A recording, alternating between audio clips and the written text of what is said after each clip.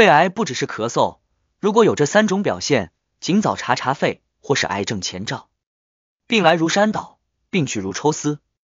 在健康问题上，尤其是面对如肺癌这样的严重疾病，我们更不能掉以轻心。很多人认为咳嗽就是肺癌的唯一症状，其实不然，肺癌的表现多种多样，有些症状可能更为隐蔽。当身体出现某些不寻常的表现时，我们应高度警惕，尽早检查肺部，以免错过癌症的最佳治疗时机。肺癌不只是咳嗽，部分患者可能不会出现咳嗽。肺癌的症状表现远比我们想象的复杂多样，所以肺癌发生时所表现出的症状不只是咳嗽，而且部分患者在整个过程中可能都不会出现咳嗽症状。这种现象主要是因为肿瘤位置、个体差异以及疾病发展阶段等多个因素。肿瘤在肺部的具体位置对于咳嗽症状的出现与否有决定性的影响。根据肿瘤与气道结构的相对位置关系，肺癌大致可以分为中央型肺癌和外周型肺癌2大类。其中中央型肺癌是指肿瘤生长在靠近主支气管或者断支气管的区域内，这些区域是气泡的主要组成部位，这些部位富含丰富的咳嗽反射神经。当肿瘤侵犯或者压迫这些部位时，机体就会表现出比较明显的咳嗽症，而且可能会伴随咳血等症状。而外周型肺癌是指肿瘤生长在肺部边缘或者远离支气管的区域，这些区域距离咳嗽反射神经比较远，而且周围都是肺实质组织，即使生长到一定大小，也可能不会直接刺激到气道，所以这种类型的肺癌很难发生咳嗽症状。例如，当肿瘤位于右肺上外周区域时，就相当于生长在肺部偏远角落，这个角落是难以触及咳嗽反射神经的。当然，个体差异也会影响肺癌患者是否出现咳嗽症状，因为不同患者气道对肿瘤刺激敏感性存在一定差异，个体的神经分布和生理结构以及基因因素都会影响我们的个体差异。部分患者的气道对肿瘤刺激反应相对迟钝，所以即便肿瘤生长到一定阶段，但由于神经敏感性的降低，机体可能也不会表现出咳嗽反射症状。就相当于我们被针扎了一下，有的人会立即感觉到疼痛并做出反应，但是有的人神经末梢分布较少或者神经敏感性较低，那疼痛感觉就不会那么明显，所以也不会做出相应反应。疾病的发展阶段也会影响肺癌是否出现咳嗽症状，在早期阶段肿瘤往往比较小，而且主要局限于肺部局部，没有对周围组织产生明显的侵犯，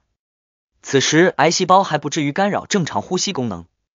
我们可能察觉不到任何异常症状，包括咳嗽症状。肺癌的症状表现并非局限于咳嗽一种，实际上由于肿瘤位置和个体差异以及疾病发展阶段等多种因素，肺癌的症状会呈现多样化的特点。部分患者可能不会出现咳嗽症状，即使部分患者不出现咳嗽症状，也并不意味着他们可以忽视肺癌的风险。除了咳嗽外，肺癌还可能通过其他途径表现出异常症状。如果出现这3种表现，尽早查明是否是肺癌前兆。面对肺癌这种严重疾病时，我们要及时发现和了解它的前兆症状。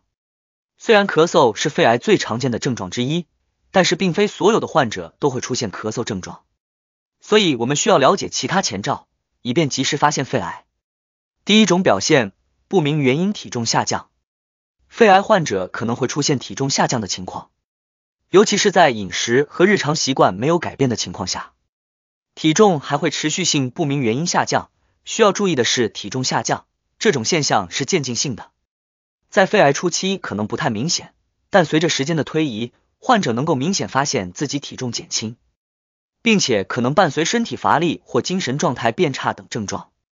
这个症状表现是肺癌患者比较常见的全身症状之一。发生这个表现的主要原因是因为肺癌癌细胞在生长过程中会大量消耗我们的能量和营养，而癌细胞本身不具有能量和营养物质，它只能吸收我们正常细胞或组织的营养。这种情况会导致机体能量储存减少，使我们的体重出现下降现象。另一方面是肺癌患者可能会因为肿瘤压迫或侵犯消化道导致食欲下降，这种现象可能会影响我们的消化功能，从而影响营养物质吸收和利用，导致体重下降现象发生。第二个表现，胸部疼痛。这个症状表现主要以胸部隐痛钝痛或者刺痛为主，疼痛部位多出现于病变所在的肺叶，这种疼痛症状可以伴随着呼吸、咳嗽等动作而加重。出现这种症状时，意味着肺癌可能已经侵犯到胸膜或胸壁等组织了，严重时可能会侵犯邻近的组织器官，引发局部炎症反应或者神经刺激反应。胸痛症状的出现与癌细胞生长和侵犯部位密切，当癌细胞侵犯到胸膜部位时，可能会引发胸膜炎症反应，这种现象会导致胸膜出现粘连或者增厚现象，进而有可能引发胸部疼痛。而且肺癌还会侵犯胸部上的神经末梢膜，一旦神经末梢受到刺激，引发疼痛或其他神经刺激反应。当癌细胞侵犯到肋骨或者胸椎等骨骼结构时，也可能引发骨痛或者胸痛症状。这种胸痛症状不仅会影响我们的生活质量，往往还提示了一定程度。出现这种症状要及时进行诊断和治疗。第三个表现，呼吸困难。该症状对于肺癌患者也是比较常见的，主要表现为呼吸急促、呼吸喘息或者胸闷气短等症状。因为随着肺癌的发展，肿瘤组织可能会慢慢的阻塞气管，这可能会影响我们气体交换。患者能够明显感到气不够用，出现该症状时，往往意味着癌症已经侵犯了及肺部广泛区域。当肺部广泛区域受到侵犯时，很可能会导致肺部通气面积减少，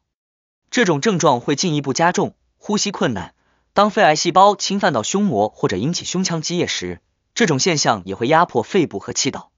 最终导致气体交换出现困难现象。呼吸困难不仅会影响我们的日常生活，还会影响我们的活动能力。出现该症状时，意味着癌细胞已经发展到了晚期阶段，需要尽早进行干预和治疗。综上所述，除了咳嗽外，出现以上这三个前兆表现，可能与肺癌生长和侵犯密切相关。提示：我们可能已经发生了肺癌，或者肺癌已经发展到了一定程度。尤其是一些高危因素人群，一定要注意关注自身健康状况，定期进行体检和筛查非常重要。另外，我们也要加强对肺癌的了解和预防，这样能够有效提高肺癌早期干预率。3、肺癌发生的原因及详细预防措施。肺癌是呼吸系统比较常见的恶性肿瘤之一，它的发生和发展受多种因素影响，或受多种因素共同影响。我们了解肺癌发生的原因，并采取有效的预防措施，对于降低发病率、提高生活质量非常重要。在日常生活中，不良的生活习惯是导致肺癌发生的重要原因之一，其中就包括吸烟。这些因素被认为是肺癌发生的首要危险因素，因为烟草烟雾当中含有多种致癌物质，如苯并芘、亚硝胺等，这些物质能够轻易损伤肺部细胞的 DNA， 可能会引发细胞癌变。需要注意的是，虽然吸烟不能直接导致肺癌发生，但是长期吸烟，肺癌发病率显著高于不吸烟的人群。另外，二手烟同样也会增加肺癌发生风险。空气污染也是导致肺癌发生的重要原因之一，室外环境中的工业废气、汽车尾气以及室内环境中的烹饪油烟等都含有多种有害物质，如 PM2.5、二氧化硫、二氧化氮等。如果我们长期吸入这些物质，可能会增加癌细胞发生风险。